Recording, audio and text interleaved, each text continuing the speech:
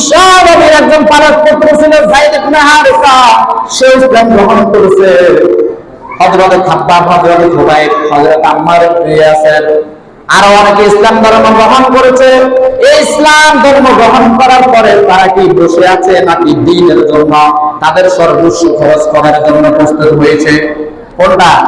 তারা ইসলাম গ্রহণ করার পরে ইসলামের দিকে মানুষদেরকে বাধ্য করার জন্য যার যা কিছু ছিল সব কিছু তারা বিলীন করে দিয়েছে ইসলামের প্রচার প্রসারের জন্য। ঠিক কিনা জোরে বলেন?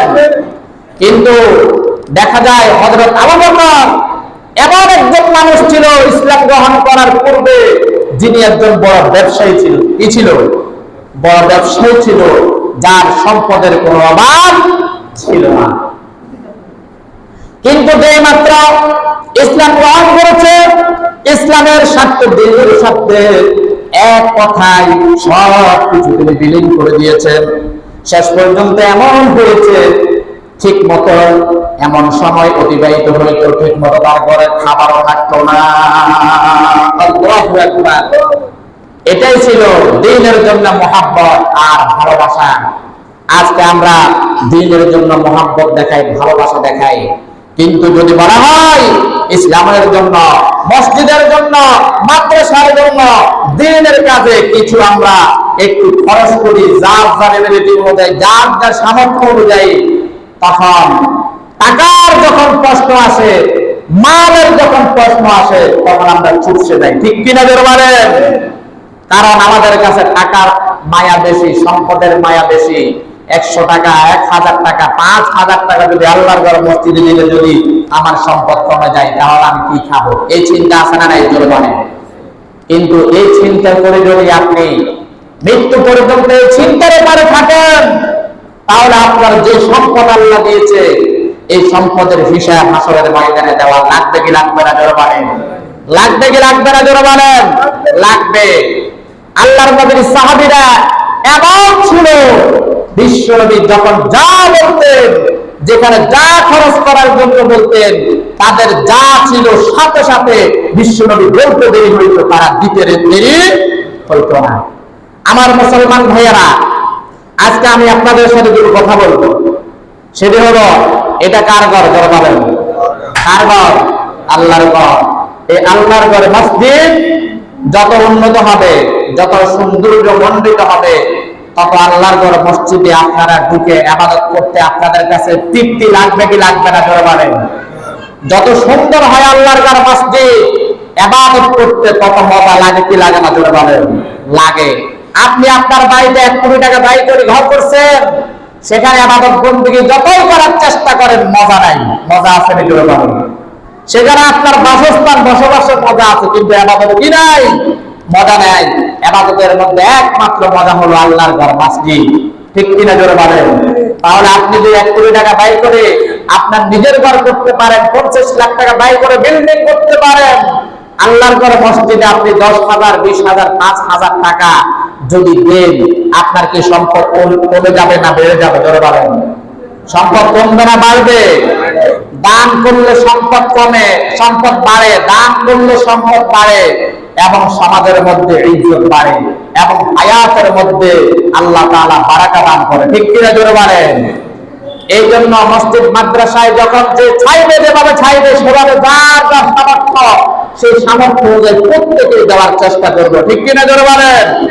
আমার মুসলমান ভাইয়েরা, এই দুনিয়াতে আল্লাহ তাআলা ধন সম্পদ যাদেরকে দিয়েছে, তাদেরকে পরীক্ষাও কিন্তু দিয়েছে। ঠিক কিনা জোরে বলেন? কারণ আল্লাহ বলে দিয়েছেন, ইন্নামা আমওয়ালুকুম ওয়া আওলাদুকুম ফিতনা। আল্লাহ রাব্বুল আলামিন বলেন, আমি যাদেরকে ধন সম্পদ দিই, সন্তান সন্ততি দিয়ে থাকি, তাদের জন্য এটা হলো পরীক্ষার বস্তু। ঠিক কিনা জোরে বলেন? আল্লাহ তাআলা মানুষদেরকে ধন সম্পদ দেয়, দিয়ে আল্লাহ তাআলা তাদের মন চায় আমার জন্য আমার বান্দা খরচ করে নাকি দুনিয়াদার হয়ে যায়। আবার দেখা যায় এমন একটা সময় আসে, কোটি কোটি টাকার মালিক একটা সময় দেখা যায় সে ভিক্ষুকে পরিণত হয়। ঠিক কিনা জোরে বলেন? আল্লাহ রাব্বুল আলামিন বলেন ওয়া আনফিকু মিম্মা রাযাকনাকুম মিন ক্বাবলি আইয়াতিয়া আহাদাকুমুল মাউত ফায়াকুলা রাব্বি লাউলা আখখারতানি ইলা আজালিন করিব ফাআসসাদদাকা ওয়া আকুম মিনাস সালিহিন। আল্লাহু আকবার। আল্লাহ রাব্বুল আলামিন বলেন হে দুনিয়ার মানব বন্ধুরা, আমি আল্লাহ তোমাকে যে রিজিক দিয়েছি ওই রিজিক থেকে আমি আল্লাহর রাস্তায় তোমরা ব্যয় করো। কখন ব্যয় করবা? মিন ক্বাবলি আন ইয়াতিয়া আহাদাকুমুল মাউত, তোমাদের নিকট মৃত্যুর দূত আজরাইল উপস্থিত হওয়ার আগে আগে তোমরা দান করে দাও। সুবহানাল্লাহ। আল্লাহ বলছেন তোমাদেরকে যে সম্পদ আমি দিয়েছি, মৃত্যুর দূত আজরাইল তোমার সামনে দাঁড়ানোর আগে তুমি তোমার সাধ্য পরিমাণে, তোমার সামর্থ্য অনুযায়ী, এবিলিটি অনুযায়ী আমি আল্লাহর রাস্তায় ব্যয় করে দাও। মৃত্যুর দূত আজরাইল যখন আপনার সামনে আসবে, আপনার সামনে আসবে কি আপনার সাথে মুসাফা করে, মুআনাকা করে চলে যাওয়ার জন্য? জোরে বলেন। আপনার সামনে মৃত্যুর দূত আজরাইল যখন আসবে, আপনার সাথে মুসাফা করে চলে যাওয়ার জন্য আসবে না দুনিয়ার সমস্ত কিছু শেষ করে ইতি টেনে আপনাকে নিয়ে যাওয়ার জন্য আসবে? কিসের জন্য? নিয়ে যাওয়ার জন্য আসবে। আপনি মেল ফ্যাক্টরির মালিক, হাজার হাজার কোটি টাকার মালিক, হাজার হাজার মেল আছে, কারখানা আছে, কত কোটি টাকার সম্পদ আছে আপনি জানেন না। হিসাব কিতাব সব আপনার সামনে, হিসাব করতেছেন। এই মুহূর্তে আজরাইল আছে, হিসাবগুলো শেষ করার টাইম আছে? আসেনি টাইম। কারণ আজরাইল যখন আপনার সামনে দাঁড়াবে সেই মুহূর্তে আর আপনার কিছুর মালিক নাই, আপনি নিঃস্ব, আপনি খালি। এগুলোর মালিক আপনার আত্মীয় স্বজন যারা আছে, আপনার বিবি বাচ্চারা এগুলোর মালিক হয়ে যায়। সেই মুহূর্তে আপনি কি আপত্তি করবেন সেটা আল্লাহ বলে দিয়েছেন।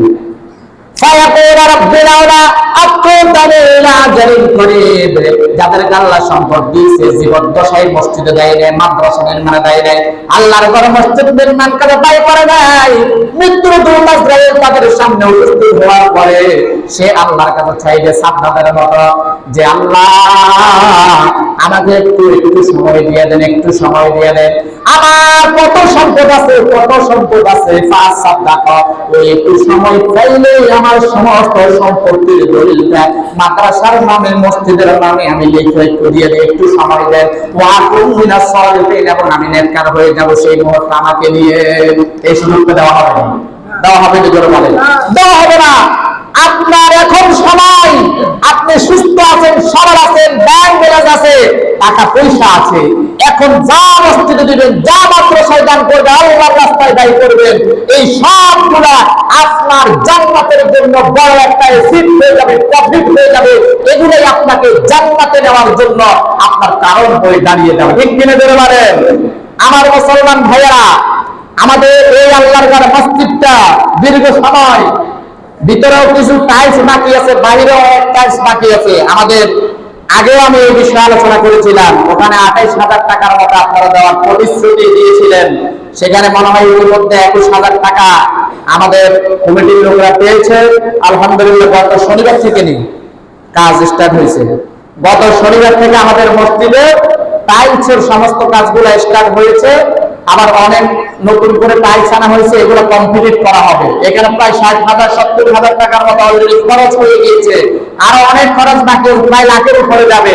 তো আপনারা প্রতিশ্রুতি দিয়েছেন 28,000 টাকা, দিয়েছেন 21,000, এখনো কিছু বাকি আছে।